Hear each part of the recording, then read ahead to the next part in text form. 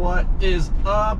We are in the Badlands, the Sasquatch, the 2.7 Deluxe package, my Bronco. So I thought it was time, I've had the Bronco for about a year, to do a little 10 likes and 10 dislikes of the Bronco and what it's like owning it over the past year. I've seen a lot of stuff on the internet about people's likes and dislikes and their grievances with Ford. And I kind of have my own list, and I got a few things on that list that I haven't seen anybody else kind of comment about, so I'm curious to know what your guys' thoughts are on the things that I point out in this video. I'm going to do my 10 dislikes first, and then I'll probably put out another video with the 10 likes, and I might sprinkle in a few upgrades that I've done to the Bronco, and if you guys want to see a more in-depth video about the upgrades that I've done to the Bronco, let me know and I can do that, but I'll point those out in this video. So well, first I just want to introduce you guys. You know, I'm with my second in command, my number 2, my co-pilot, my right seat, Gilligan. He's a little tired. We just got back from the park. We did a little run, tire him out, you know. Anyway, so let's get into the video.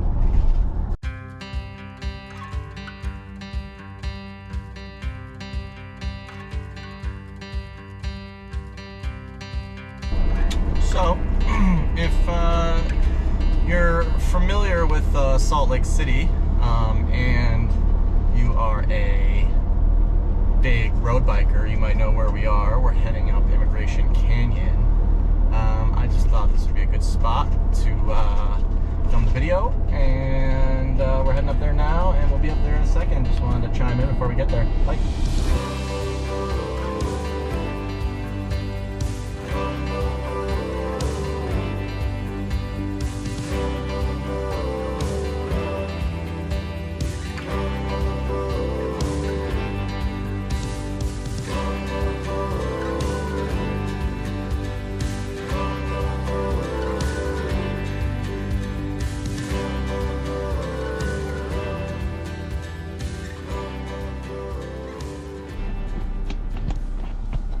All right, let's get into it. Number 1, this is in no particular order, is why can't the Bronco have automatic windshield wipers? You see, this is a pretty expensive car, and it's got the camera right there for like all the lane keeping stuff, but why can't it have automatic wipers? My last car had automatic wipers, and I absolutely love the automatic wipers, and I think that's a big miss for Bronco. All right, the next pet peeve that I have is the rear parking setting. As you can see, if you put it into reverse, the camera pops up, and it's okay, but it's not super configurable. But what I really want is you change what you're looking at. So this is like the rear, if I want like a big rear. So I like this one, it's got like the big rear setting. If I put it back into park, and now I put it back in reverse, it defaults back to the original setting. That's just like super annoying. I want to keep it in that setting, and I want that to be the same setting that I get every time I put it back in reverse. Come on, Bronco. Just wanted to add a piece to the backup camera. As you can see, there's like this black outline around the car in the side backup camera, so you really can't even get a good idea of like how close you are to something, and I think that's just a really annoying piece of the backup system. You know, you're trying to use it to see how close you can get to something, and it really doesn't even do that for you. So it's kind of a miss in my opinion, as well with the whole backup system. All right, my next pet peeve, it's kind of a small one. I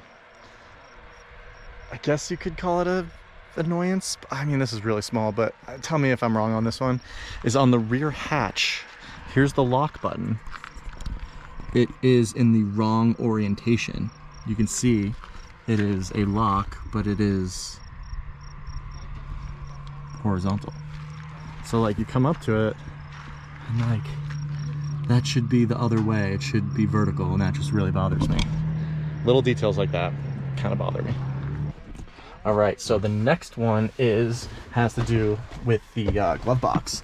So at night, this is the kind of night things about the Bronco, and some people have complained about lack of lights, but you know, there's no light in this glove box, and we're during the day right now, and I'll probably throw in a clip of peeking out the glove box when it's at night, but you just got no light in there, and there's just a lack of light in the entire Bronco itself. I mean, these are the only 2 lights, and at night, these things just don't do that much light.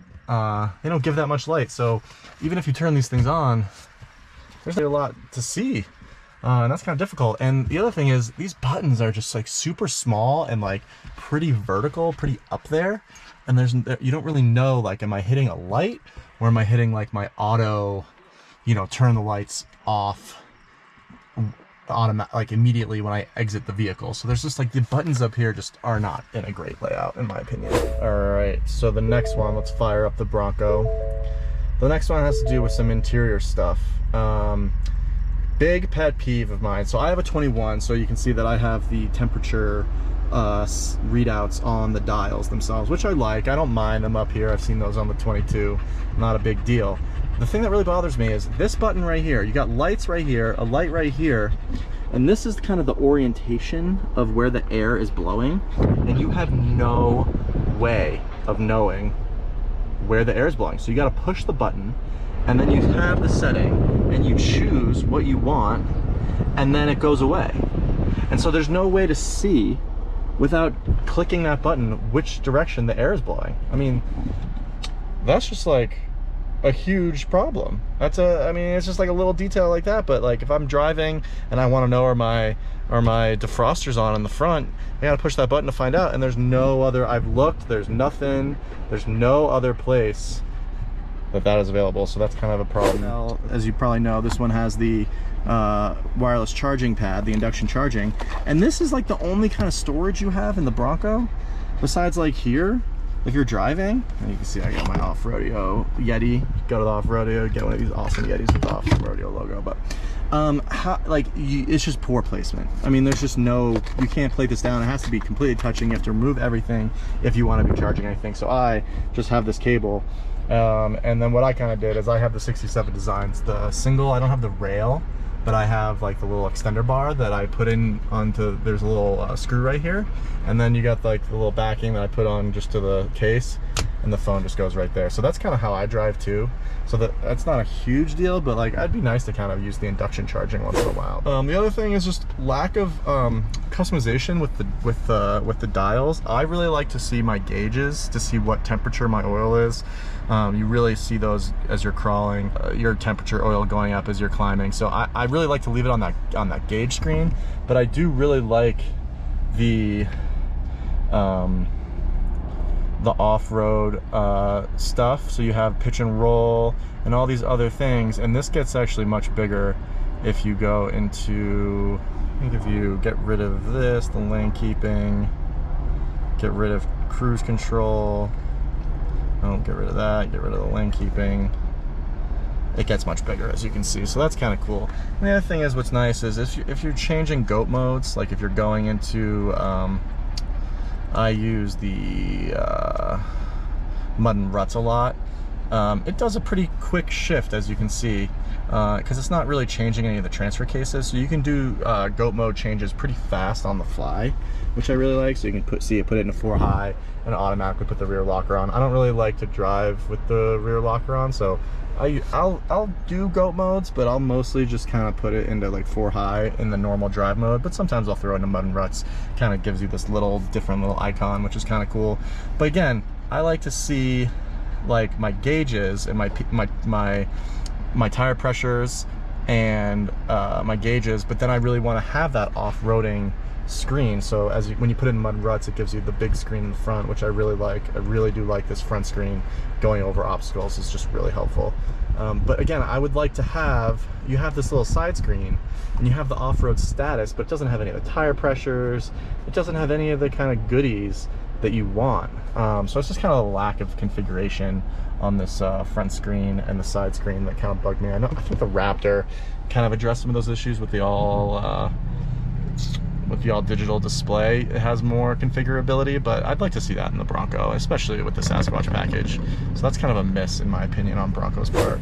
And the last thing is these seats do not fold flat. So I have, hold on a second. So I have the diabolical slipstream, they call it, and it's kind of the trunk protector, and I do love this thing, especially if I have the top back. This thing has, well, I got some motorcycles leaving from Immigration Canyon. I mean, this thing is pretty sick. It's slick. You can't get in here. It is just lock solid. These things just kind of like pop out like this, and you pull these and this whole thing can come off, which is super cool. And I have mounted some Max Tracks onto here, so that is helpful for going off-road because I don't have a hardtop, so I can't do any exterior mounting options yet. But these are kind of 2 additional add-ons that I did. But let's get back over here. So we got the backseat of the Bronco, and I kind of want to camp in this thing, just single camp if I'm going out by myself. And I got, this is also part of the slipstream, so if somebody tries to get in, tops back, roof's off, they can't get in the trunk. But this, even with this thing, you can see that this is the trunk goes down. There's a little ledge right here, and so when this thing's full of flat, I can take this thing out, and if I want to camp in it or sleep in the back, there's a huge, like a kind of a 3-4 inch drop. So it's kind of annoying. I kind of wish the seats would fold flat. Just from the factory, so I don't have to build like a mattress thing that to make the levels flat. One other thing I really like about the Bronco is I love these MOLLE panels. I kind of mount some stuff to here. I got my backpack right here, but I have this like MOLLE bag that I think is really cool, and I just keep like dog stuff in it, and then I like just attach carabiners and stuff to this. So that's a real cool little addition. And then the other addition that I've done that I'm really happy with is the Heretic, the fog lights. So I got the Amber Quattros and then the BA2s, 2 of the white lights. And these things light up pretty good. I wouldn't say they're like, it's no light bar, but it does a really good job at night, especially off-road if I'm on trails with no lights at night. So I've enjoyed those. So that about does it for this video. I just want to wrap it up by giving a few shots of the Bronco that I got with the drone. I also want to say I love my Bronco. This video kind of came out, it makes me seem like I got so many problems with the Bronco. These are small little grievances that I have. I do love this vehicle. There are so many more good things about this truck than there are bad. So next video, I think we'll highlight some of the amazing things that I love about this Bronco. But thanks for watching, and I'll leave you with a few little shots from the drone driving the Bronco down Immigration Canyon. Thanks for watching.